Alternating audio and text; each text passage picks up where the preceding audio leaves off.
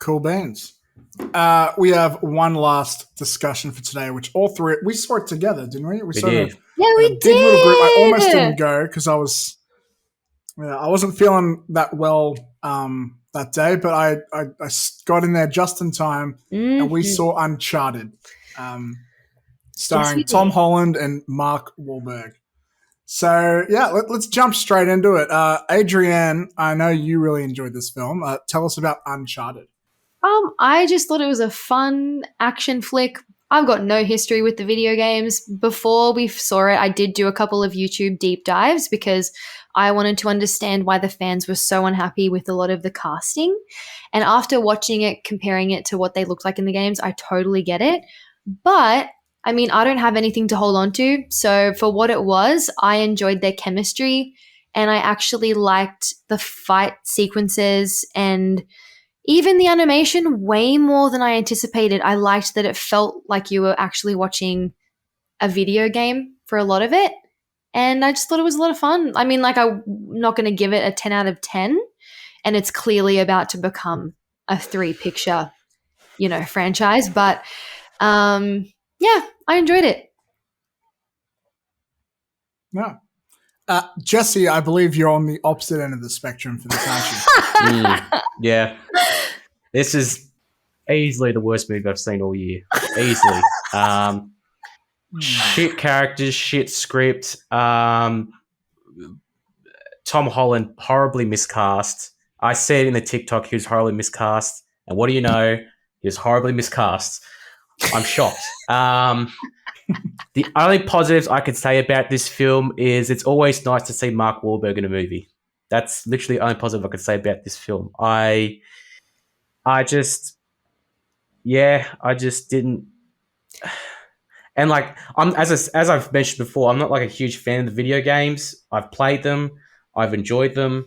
I wasn't obsessed with them, but I did enjoy them, and I really wish, because I've mentioned this before, with video game movies, they're usually pretty shit, like this one is, and they usually only get one shot before they're not brought back. And if that was the case, they should have just bit the bullet and just gone for an actual Nathan Drake grown up story with, an older Sully, instead of doing this prequel shit. I know it's doing it for like franchise reasons because they want to make more sequels. Jesse, did you really think though that they were going to have an amazing script, like for real? Did you actually have confidence that it was going to be? I didn't. Well, I wasn't expecting it to be the next, classic, Indiana Jones action flick. Yeah. But I thought they could have done so much better. They could have done so much more with this. I did not give a fuck about any of the characters. I thought the fight scenes are pretty shit, if I'm going to be honest. I thought, I will say, the scene with the boats was okay. I didn't mind that. I thought that was all right when they're having the end battle on the boats.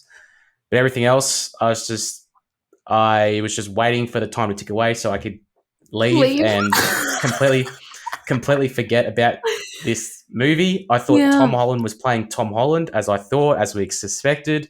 I thought the violence was weird.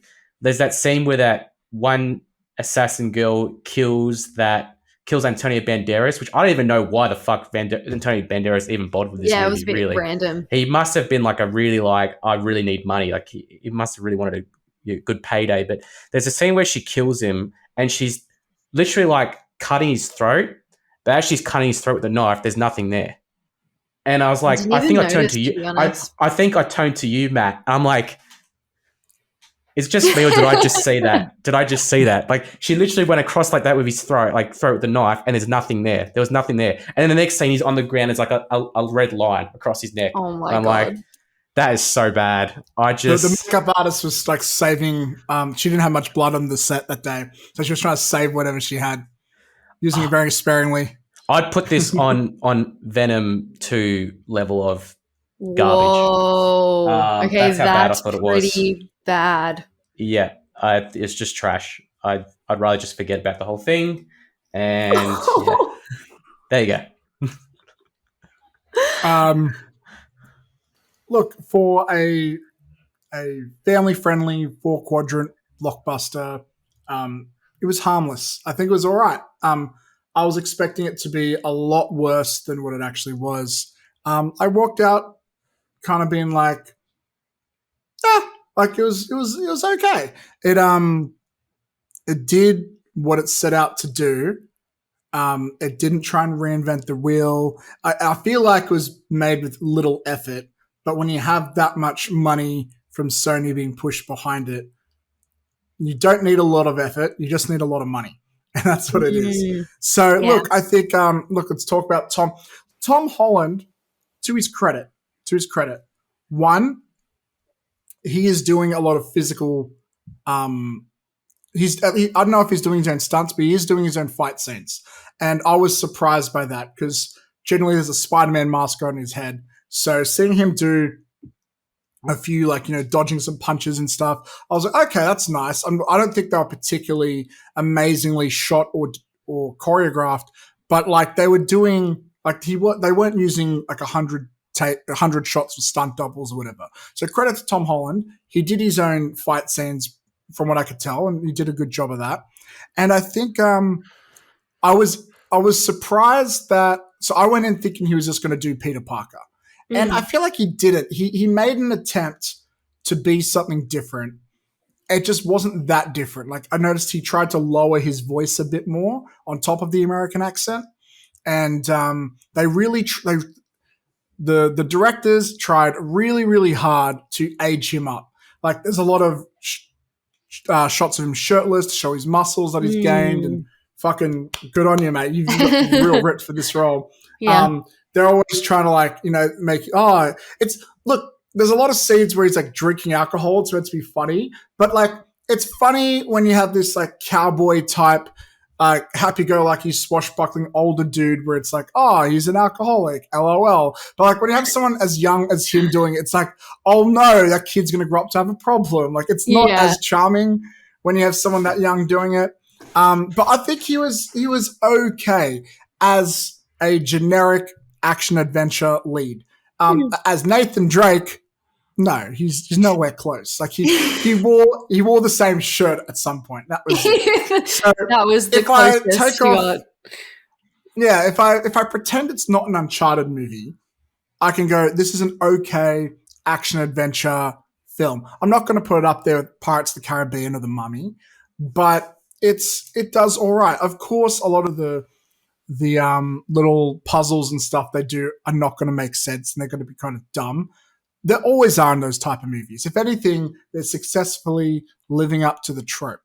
But what I don't think they were good at is with Uncharted, there are some long shootout sequences and a lot of cool chase scenes, and they're really big action set pieces, and it's one after another, and that's what makes it exciting. Throughout the whole movie, there's only maybe 2 big action set pieces, but there was never not too many shootouts, not too many. It didn't feel like Uncharted. It never felt like Uncharted to me. It just felt like an action adventure movie. And Uncharted, I think, is an action adventure movie as a game, but because it's a game, they have a lot more long sequences of guns, especially. And we weren't really getting that. So I did never, as an Uncharted fan, I'm disappointed. But as a movie fan, I went out pretty okay with it. I'd watch a sequel. I would watch a sequel. I'd watch a sequel. I think this director is probably my mortal enemy. Okay, explain, elaborate. Not my mortal. Okay, Ruben Fletcher. He directed, first of all, Venom. So no further explanation needed for Matt. Yeah. Okay. And he also did the 2 Zombieland movies, which I think are incredibly overrated. I think number 1's epic. Number 2 is yeah.